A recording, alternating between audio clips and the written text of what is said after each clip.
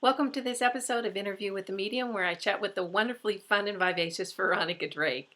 Veronica has been working with spirit for decades now and is a practicing psychic and medium, and she is known for keeping it real. Veronica is on a mission to make spirituality mainstream.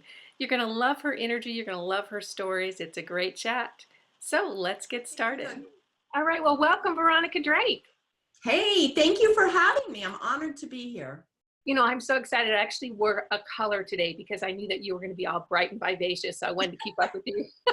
Well, my lips are, but my shirt. Yes, you're very stylish and a lovely haircut as well. Thank you. Thank you. Yeah. So Veronica, for the viewers that aren't familiar with you, and I know that so many are going to be, why don't you tell us a little bit about you and how your skills started? Okay. So the story goes, 1962, I came into this life. And it's funny because the story is she started talking at 9 months old, and I got detention. I got separated from the class. I constantly got in trouble for talking, and really the joke's on them because now I do it for a living. So I came in constantly talking. And the other thing that was always a reminder to me when I was a kid, I had a very troubled brother who was sickly, and I was always told, you were the quiet one. You were the one in the corner. You could occupy yourself. And I would often find myself playing house or having tea with just about anything or anybody that would come around. And, I lived a very isolated life. So these were creations that I would have tea with and play with. Was a very imaginative child, very imaginative. Mm-hmm. Yeah. So when did your psychic abilities kick in? When did you start noticing that you were seeing things that maybe other people weren't? Um, you know, I've always had a very good sense of judgment on people's character. And I don't mean in a judgy way. I could always feel energy. Like, you know how when somebody walks in the room, maybe the hair on the back of your neck stands up, I've always been very good at that. And my husband and I, we will go out somewhere, and this has always been, and people would just tell me everything. And then I would end up finishing their sentences about them. And I just was blown away. But the official start of this gift was when I was 25 years old, and I'm 56 now. And I'd lost my grandfather, very much devastated at the loss. In fact, he was the first loss I'd ever had I was 25 years old. I'd never lost anyone. And I was 6 months pregnant, and I was beyond devastated. And I can remember being awake, sitting on my living room couch and just sobbing. And something pulled my attention to the right side. I looked off, and there, big as life, big as day, stood my grandfather. Wow. He was 67 years old when he passed away, but I saw him as about 20 to 25 years old. He was a young man, and he was in full uniform. He served in the U.S. Army, and he was in full uniform.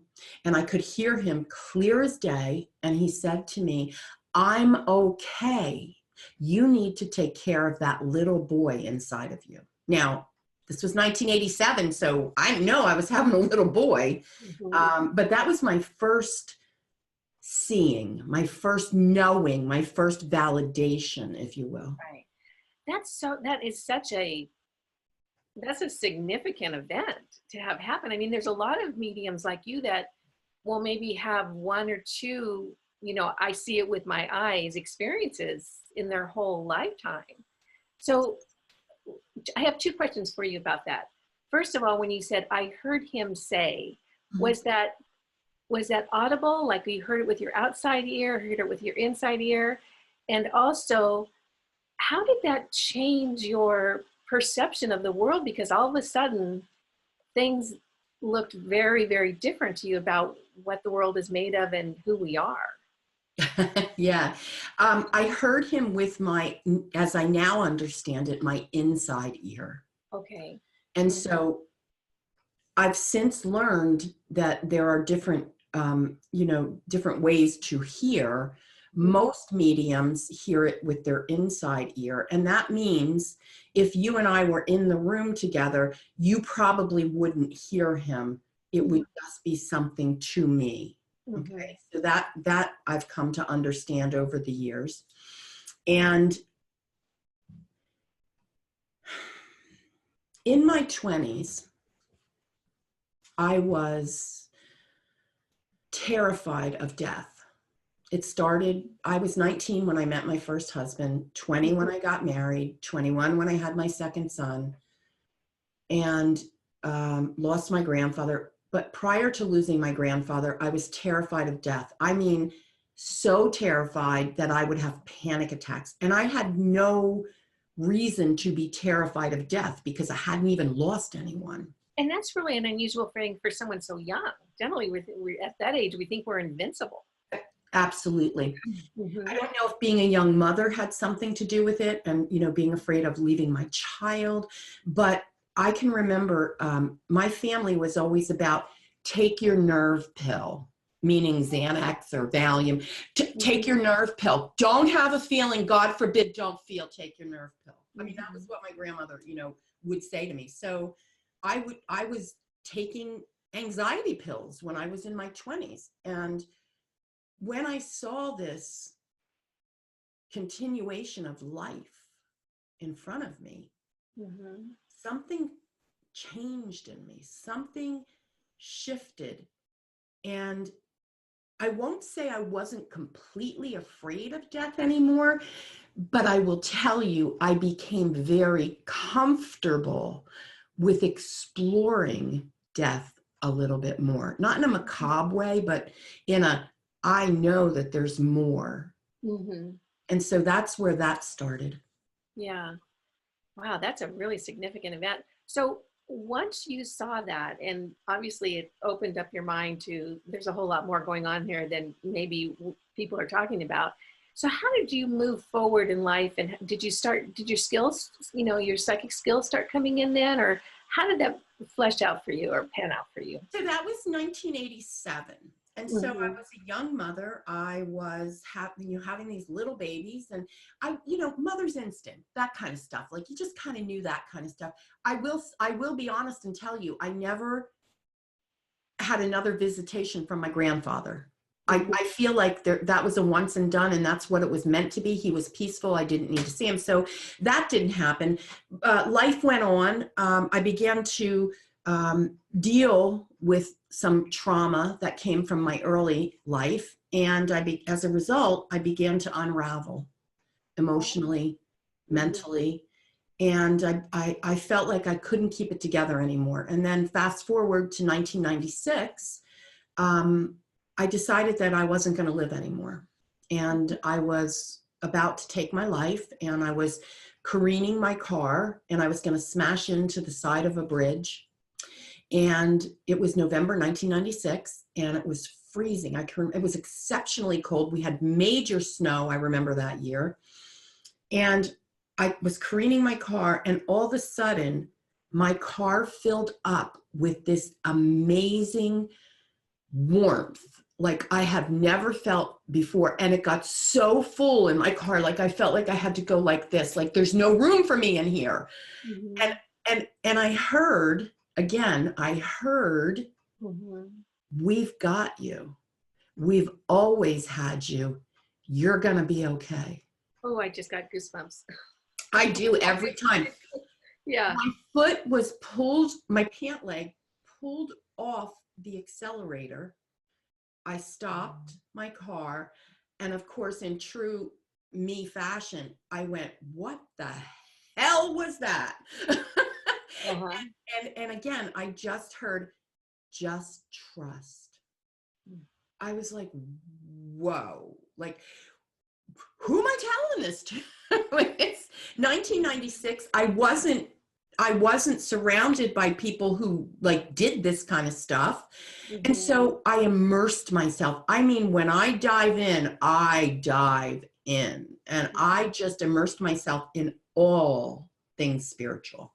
So I would say the true awakening started in 1996. Okay. And that's really interesting because I know for me, I've always been fascinated, like when they started doing the life after life hypnosis sessions, which is what I do now, the life between lives, the whole Michael Newton thing. And then when they books started coming out about NBEs and people talking about their experiences, I couldn't get enough. I bought every book on it. And I didn't know why I was so fascinated with it. Now it makes more sense. Mm-hmm. But so where did you said, I just dove in. Back then we didn't have the internet like we do now. There's not the community that you can reach out to. So what did you dive into? I read ferociously. I mean, I was at Barnes and Nobles constantly getting books on spirituality, just the general, because truth be told, I really didn't even know what it was called.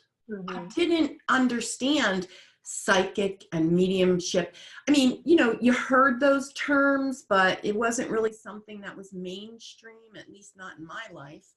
And so I dove into the books.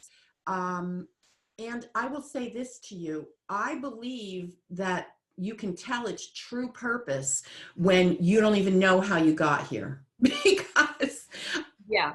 right? Yeah. Uh-huh. Tell you, it's like, okay, I'm just going to lay back and take a nap right now, and I'm going to wake up, fast forward 2004, and I'm going to be here. And Yeah. it feels like that's what I did. Like, woof, yeah, whoosh. Right.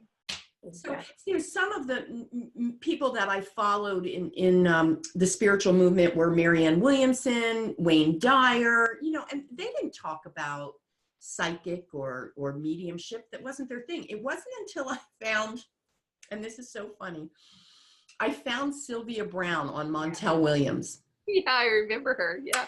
Oh my God. All I can remember is, like, I don't have my nails on now because I need to get them done, but she had those long nails, I can remember. And I was like, oh my God, look at this woman. And she's talking to the dad.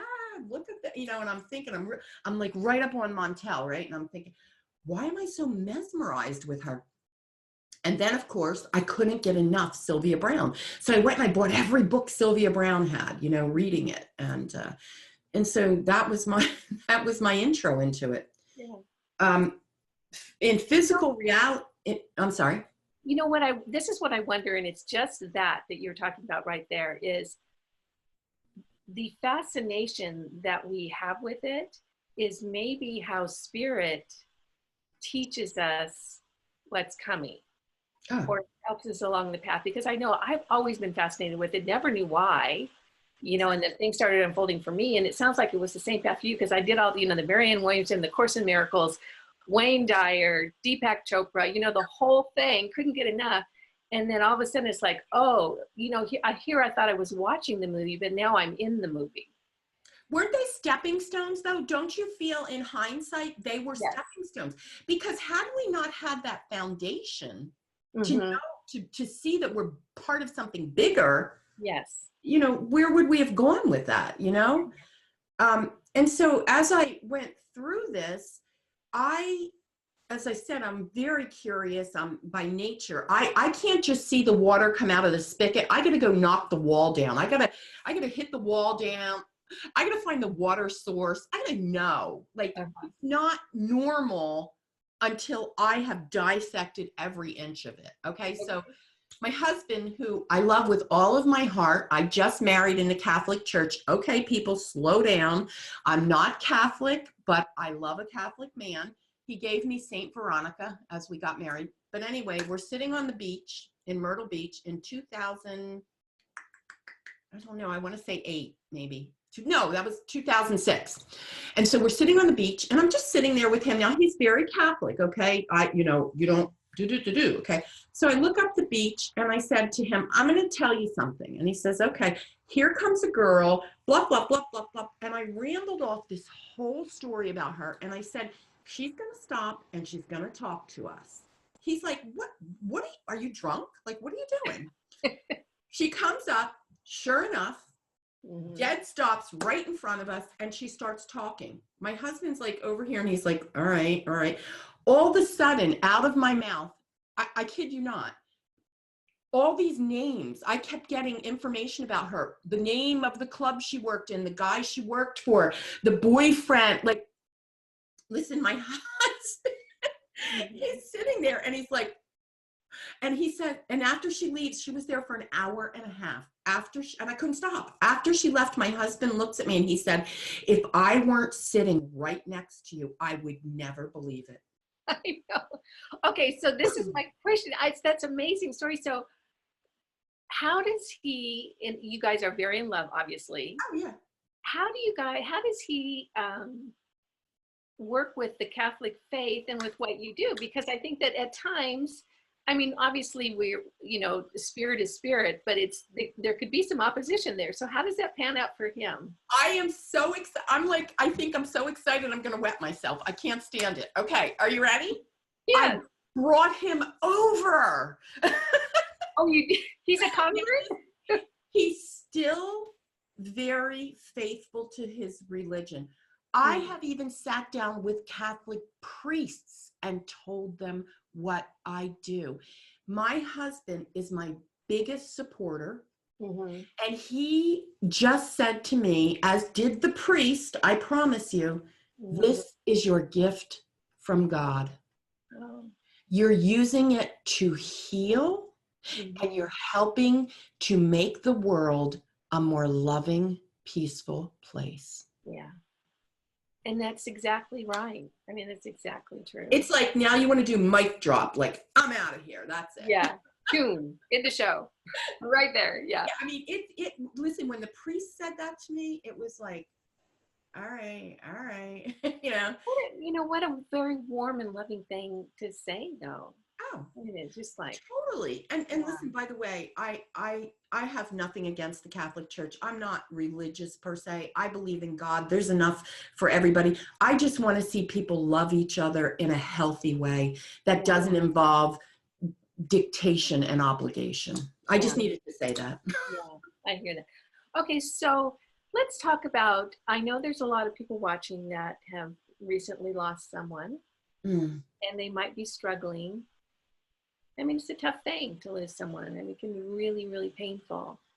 And what can you share with them today if they want to believe, they're not quite there yet, they sort of believe, what can you share with them to kind of help soothe their sorrow? So the story that comes to mind is about a woman named Gina, and Gina is my husband's cousin. And Gina watched me on Facebook. We weren't close with Gina. She's a distant cousin. She had watched me on Facebook, and she had seen what I do. And Gina tragically lost her 23-year-old son overnight. He was literally overnight in a car accident. And she came to me a week. It was not even 7 full days after Michael had transitioned. And she was beyond devastated. I mean, I just kept praying, what am I going to do with this woman? I felt like I was given way too much with this woman, And so she came in my house, and within minutes, she fell on my floor in my living room and just sobbed. And all I could do was hold her. And I just said, it just came out of me, all right, I'm going to get Michael now. And she sat back and she said, all right, now mind you, she believed nothing. Okay. She was not a believer at all. And so she composed herself a little bit. I got up and I brought Michael in, meaning I worked the process, the mental wave process, and I brought Michael in. I could feel Michael. I could hear Michael. I could smell Michael. I gave her what Michael smelled like. I gave her what Michael was wearing when he was buried. I mean, I'm giving her stuff, and she's got these eyes like she's fascinated. But you could tell there's little something she's still needing there.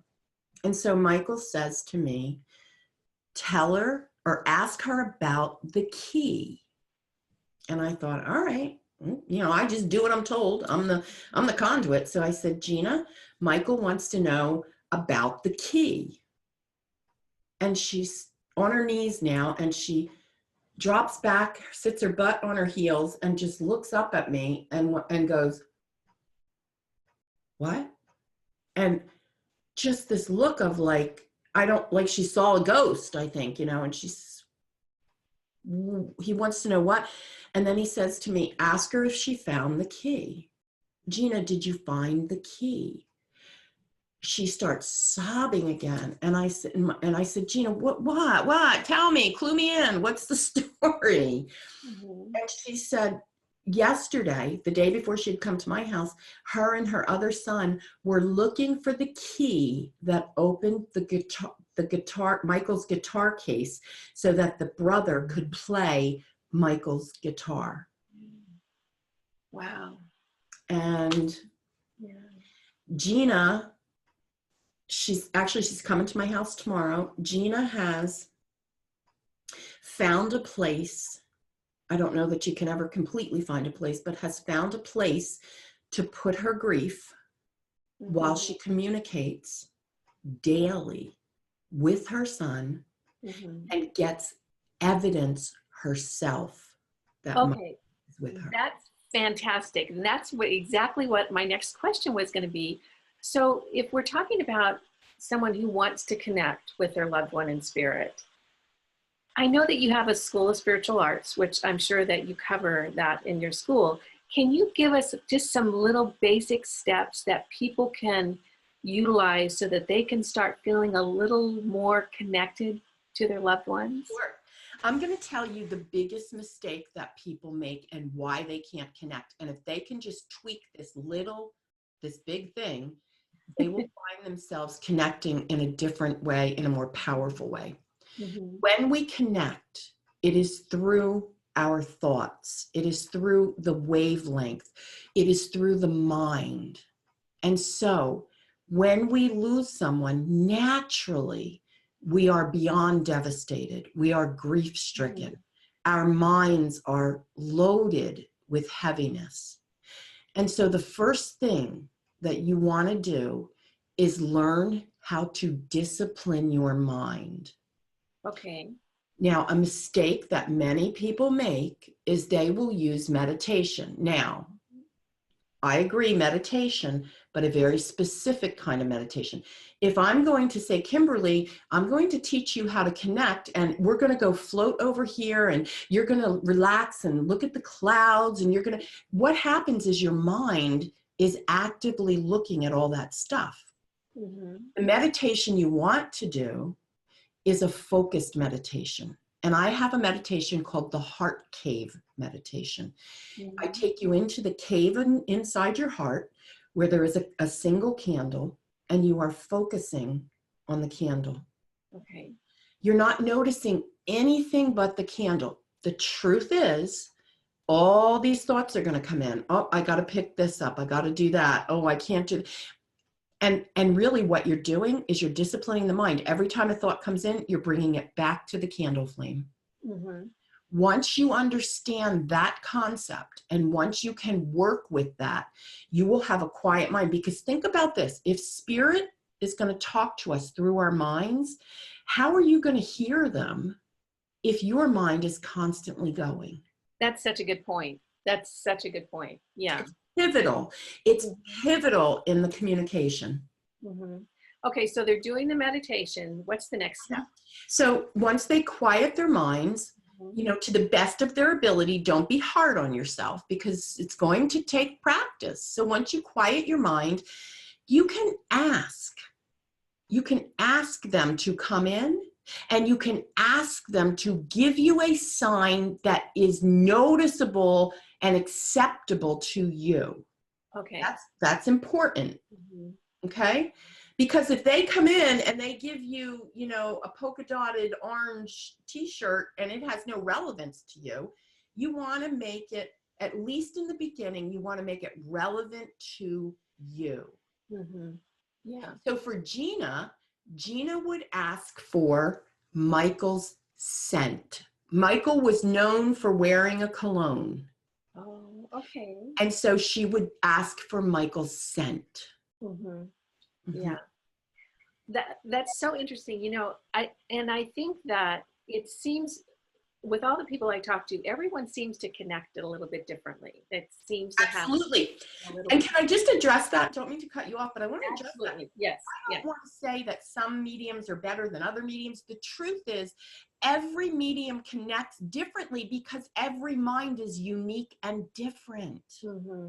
Yeah. That's why. Yeah. So Sorry. my spidey sense is that I can feel spirit. And every the people that I generally work with, the angels, the archangels, the ascended masters, my guides, everyone comes in at a different place, and everyone feels different Yep. to me. Mm-hmm. So when I'm working with my clients right before a session, almost every time, who the loved one that they want to connect with will come in to me.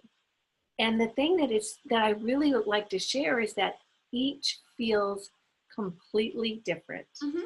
It's like their gestalt, or the essence of their personality Absolutely. is very unique to that particular spirit, soul. It is the personality. And, Mhm. that's another piece of evidence. I like to tell you who Grandpa Joe was when he was living, Yeah. and I can give you his personality. And Mhm. here's the other thing. When, if your loved one comes in, you're going to recognize them. Just like if you knew me and I called you up on the phone, Yeah. you know my voice. You're Yeah. going to know what I feel like. Yeah. And it's even that, like, if I was to imagine Veronica walking into the room, even if I didn't see you or hear you, it's that essence of Veronica that I would feel when I thought of you walking into a room. So Absolutely. that's what I get when I get a spirit. I get that essence of that person. Yep, absolutely. And I guess I would say, I see things. I always say to my clients, I see things, I hear things, I feel things. I just, it's one big mesh of everything for me. Yeah, Yeah. yeah. So this is a question that I've been noodling around with the last couple of days, and I hope you'll find it interesting. So we all have our perception of what the spirit world looks like, feels like, is like, what our loved ones are doing in spirit. My question is, once someone transitions into spirit, so it just means they're no longer walking around in the meat suit, they have a higher perspective about life here on earth. So how is it that you think that spirit now sees life here on earth differently?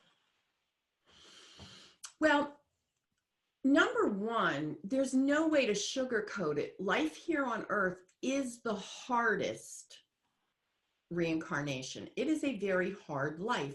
The soul recognizes what it went through, but the soul has total acceptance in the sense that it can see the learning and the lessons of it. Mm-hmm. And so as a soul goes through the review to see, oh, got this, check, got that, check, oh, nope, missing this, put this over here.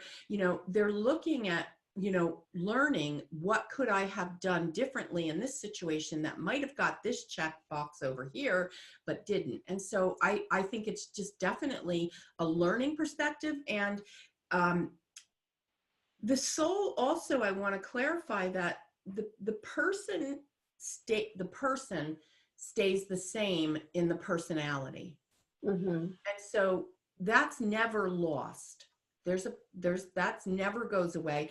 So a person's personality will, color, if you will, the experience on earth. So each soul, each personality / soul sees it very differently. I'm not sure if that answered your question or was helpful or more Yeah, confusing. I think it is. Can you talk a little bit about how we plan to come in to, to incarnate on earth? And, I think a lot of us have heard in a lot of different places exactly what you said, that this is a tough gig.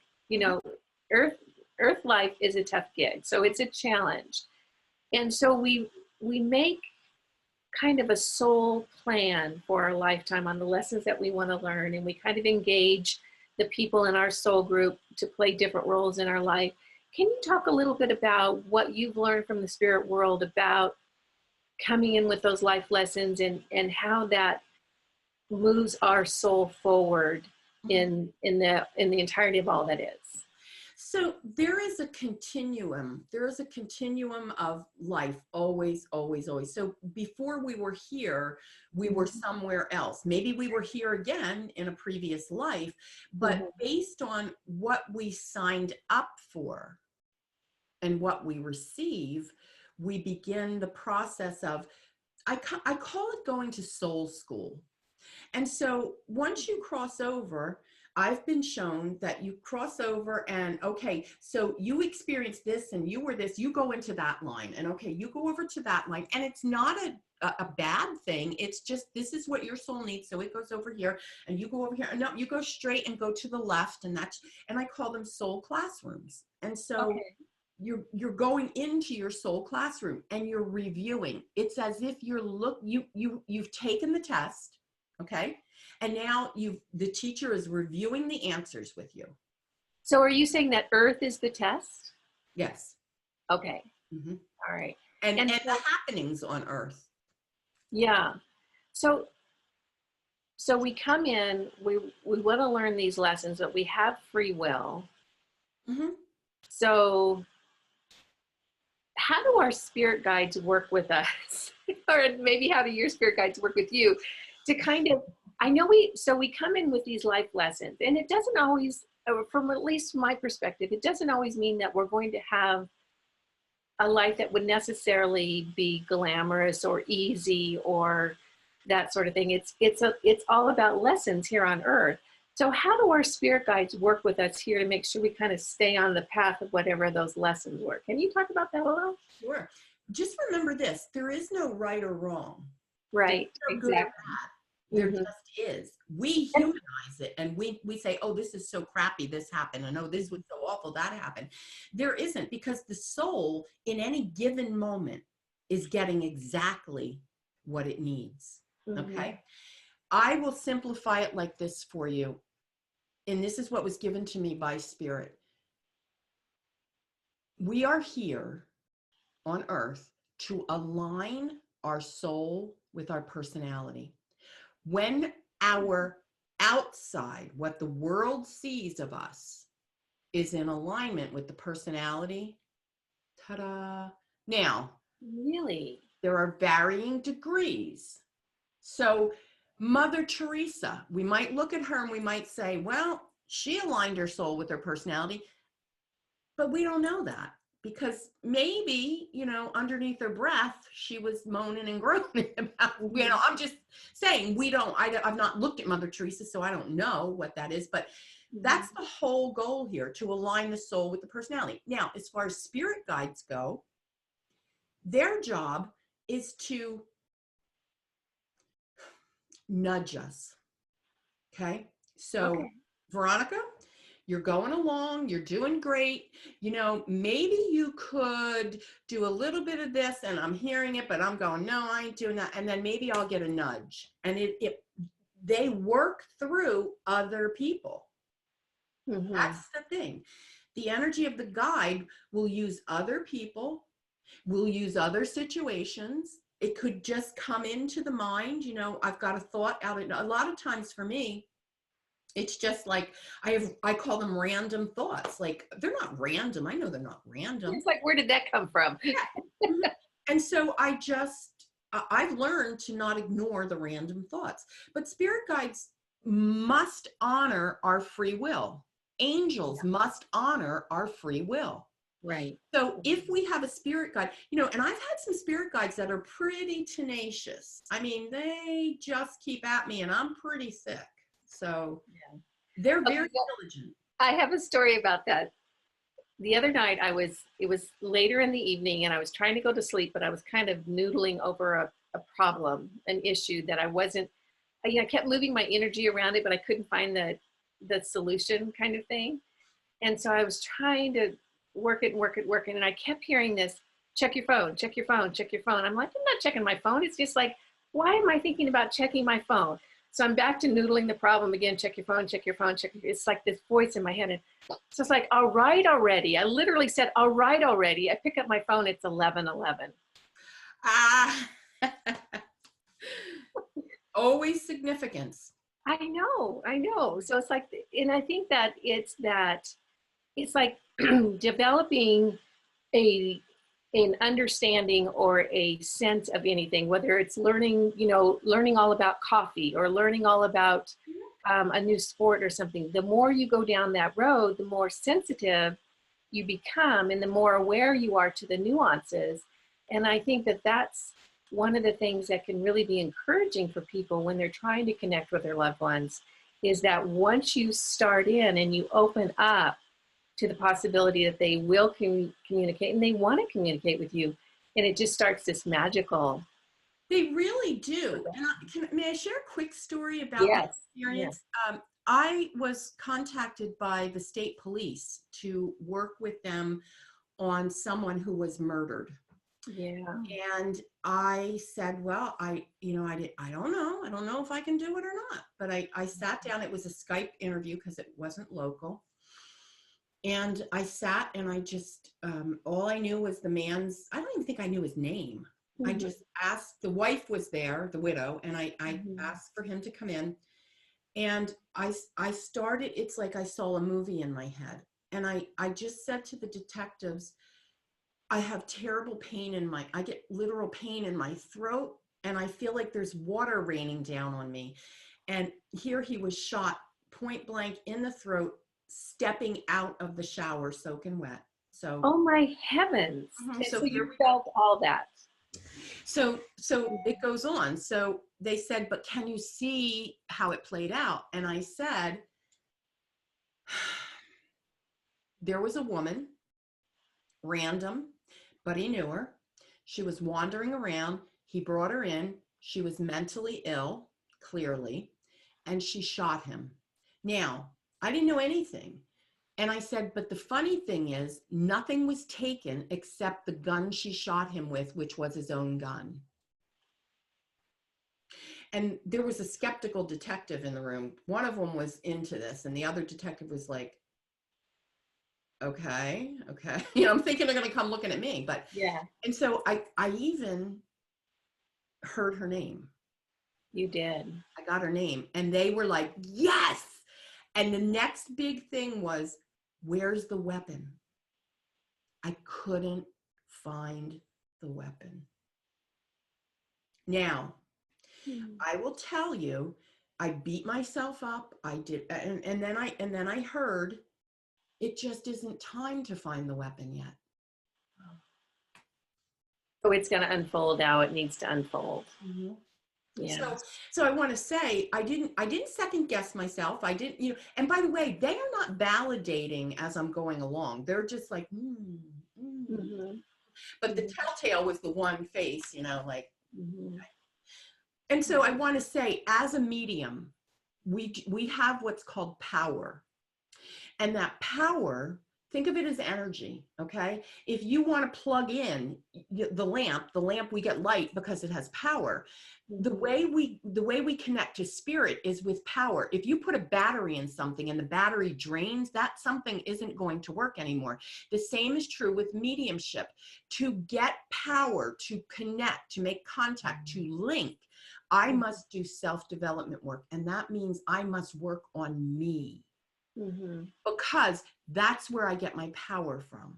Mm-hmm. I'm going to be, when you get validation from an audience, when I'm doing audience work and the audience is like cheered up and of course I get fed power and that jacks me up and I go more. But if you meet me in real life, I'm just naturally a high energy, high power person. And I'm constantly in power. Yeah. I just felt that was important to say. Yeah. Do you have spirit come into you on their own? Like, is it ever surprising for you? They never leave me. I'm going to tell you, last night, 2 nights ago, I was in bed and I wear earplugs just because, I don't know, I've gotten used to it, the silence or whatever. I love it quiet. So I'm in bed. I woke up, I went to the bathroom, I laid there and I thought, oh, I can't go to sleep. I got the earplugs in and I heard whistling. And I'm looking around and I'm thinking, what the hell? And then I go, okay, who is it? No, I don't hear anything. I go back, I'm laying there, I'm laying there, I'm laying there. I hear, Veronica, Yes. right? So this is me. I'm like, listen, it's 2:30 in the morning, and if this isn't an emergency and it's not important, y'all need to leave me alone. I'm not even kidding you. I'm laying in my bed, and this is the conversation, because they drive me nuts. Like and I'm not saying they drive me nuts in a horrible way, because I can shut it off when I need to. I Mhm. feel like I did get back to them this morning, and I did say, was there anything wrong? And they said, no, we were just funning. Yeah. Yeah. So, one other quick story. I'm sorry, I could talk forever. See, I No, told I you, love these. Please. I forget, 5 years ago or a little bit more, there was a little boy named Kyron Horman. I'll never forget this little boy. He disappeared in Oregon, Mm. June 5th. I went to bed that night. I heard it on the news. I went to bed. Something brushed my foot. I thought it was my husband being funny. My husband was in bed next to me, brushed my foot, and I heard, I want my mommy. I want my mommy. And this little boy, Kyron, came to me and said to me, please find my mommy. Stayed with me for a week, every night. Listen to me. I got detail after detail. I called the head reporter at the Oregon newspaper. I gave her route numbers. I gave her everything I could give her. And she said to me, it's just too vague. Oregon's too big. They have not found Kyron Horman to date. And every year on his anniversary, he comes to me and says, I want my mommy. I'm going to tell you, I will find Kyron Horman. Mhm. I will find him. Mhm. I just needed to say that, because he's a constant with me. He's a Yeah. baby. He's always with me. Yeah. Mm. So, what over the years that you worked with spirit, what what does spirit want from us, from their family members, and from us that are still incarnated in Earth? What is the sense that you get about that? Just to never forget them. Just to never think that they're not with us, and to utilize them just as you would utilize them when they're here on earth. If Grandpa Joe was a great accountant and he knew his numbers, and you were struggling with your finances, go to Mhm. Grandpa Joe. Mhm. Ask him. The if there's one thing I could get people to know beyond a shadow of a doubt, life never ends. Yeah. Yeah. Never ends. What's sad is that the human misses the human, the body, but Mhm. they are still here. Mhm. Yeah. That's beautiful. So, when you say life never ends, and I think that's important that for us, can you talk about soul families and how we seem to come in and out and in and out? I know when I do my work, when my client goes into a past life, 9 times out of 10, they're going to go into a life where they lived with the loved one they're wanting to connect with in different circumstances. So we come in and out and are oftentimes, I find, learning the same or working on the same lessons, kind of fine tuning the same lessons. So can you talk about what your experience is with soul groups and how they work and how we can kind of think about our existence and our loved ones' existence in a much broader scale than just Mhm. this incarnation? Well, and if you think about what a soul is eternal life. I mean, it really is eternal life. And so, we say I do here on earth and we marry, but we know sometimes we don't. Well, the truth is the soul, you don't break a soul contract. It is, I said to you, I would be there for you until the end, until we finished this contract. And then I'm not even so sure that it ends then. It may just continue on in different capacities that they're there. Mm-hmm. And so as we learn these lessons here, we might reflect back on this person in our life, or, this is what this person taught me. And that's the obvious way. But we also might get nudges from them, that tell us, be a better person, you know, kind of do it this way. Don't go at it this way. Quick example, my husband's father, he was, oh my God, he drove us nuts. He was so anal, but my husband, he comes to my husband all the time when my husband doesn't know how to do something around the house, because my father-in-law was very in tune with that and knew how to do these things. When my father-in-law first passed away, my husband couldn't find the tool that he needed. He literally was guided by his father out into I the love those. I love those stories. to the tool. And this man is not giving up, this his father. And so that's the true with all of our soul family. You know, souls take commitment very seriously. They're not going to leave us. Yeah, and they do. They want the best for us. They want us to be happy, and you know. And they, you know, again, the only thing I believe that keeps us from our loved ones is our own grief. And that's hard. Yeah. Hard. All right. So if you could say one thing to a parent or anyone who's lost a close family member, to comfort them and give them hope that they will see their loved one again and they're still connected, what would that one thing be? Trust what you feel. Your feelings will never lead you the wrong way. Never. Yeah. Well, that's beautiful. Trust what you feel. So when you feel a loved one, or you think you feel a loved one, give yourself permission to trust it. Yeah. Yeah. That's beautiful. So I know that spirit is all around you. Is there anyone here or any angels that want to come in and kind of talk about what we've been talking about? Maybe they can provide us some higher, broader perspective. It's funny because they always hover over my right side, always, you know, and they're just chat. And, you know, they're saying to me, say something smart, you know, and they're laughing. I'm like, oh, I don't know. I hope I said a couple of smart things.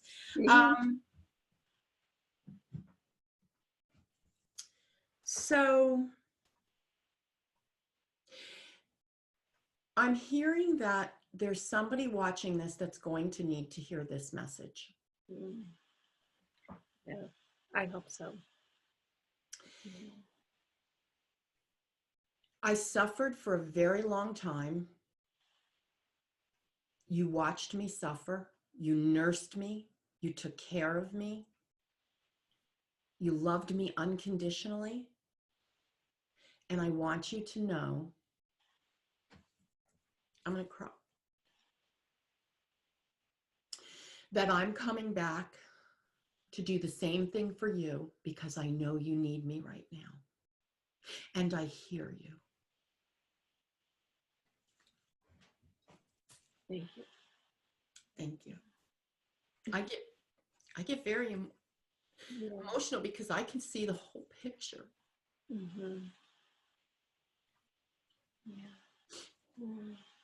Thank you for that. Thank you.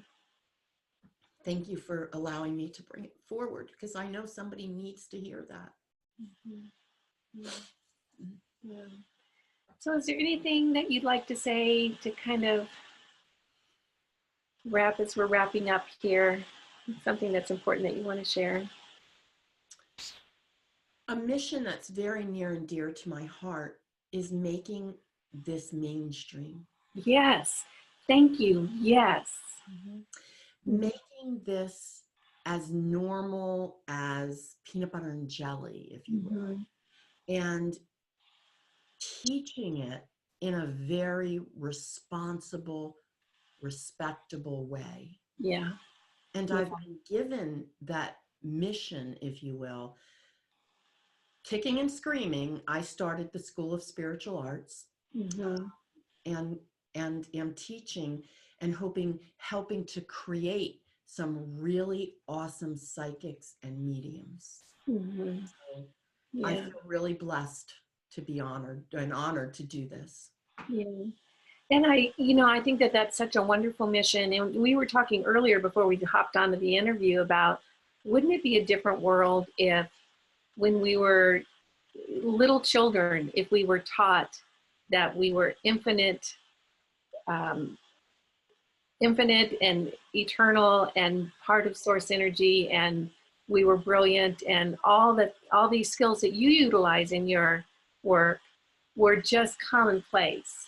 I mean, what a different life and a different world that would be. So it's so much more loving, so much more connected, so much more nurturing. So I'm with you. I'd love to see this be just mainstream. I think it's an awesome way to work through grief. Mm-hmm. I really do. And I do not profess to be a psychotherapist. I think in a previous life I might have been, but I Mm-hmm. don't profess to be a psychotherapist, but I do know the healing potential that Yeah. comes from this work. Yeah. That's primarily why I wanted to do it. I just knew that I could make a difference with the gifts Mhm. that Spirit has given me. Yeah. And I think that you have. So thank Thank you. you very So much. how do people get a hold of you, Veronica? How do we find you? It's funny because I like to say I'm very Googleable. I made that a word, ungoogleable. But if you want the easy route, it's veronicadrake.com. Okay. And what will they find there? A little bit everything. Okay. I do a lot of free work because I just want it to be accessible to everyone. I do tarot messages for people. I do divine downloads where Spirit speaks through me. On my YouTube channel, check out my YouTube channel, Veronica Drake, and subscribe. And every time Spirit talks to me, I come talk to you. So there's a lot going on over at Veronica Drake. That's wonderful. Thank you so much. And I'd love to have you come back again and teach us all about tarot. It's something I'm not familiar with, and I think that it would be a real interesting hour. So Thank you. I would love to do that whenever you're ready. And thank you for taking this work on and helping to make it more mainstream, because your mhm. voice and what you do is part of the big picture. So I love it. Yeah. Thank you. Thank you. Thank you so much for spending this time with me. I feel like I've made a new friend, and I really appreciate Absolutely. you joining us today. All right. Take Thank care. you, Veronica Drake. And for everyone watching, we'll see you next time. Bye now. Bye-bye.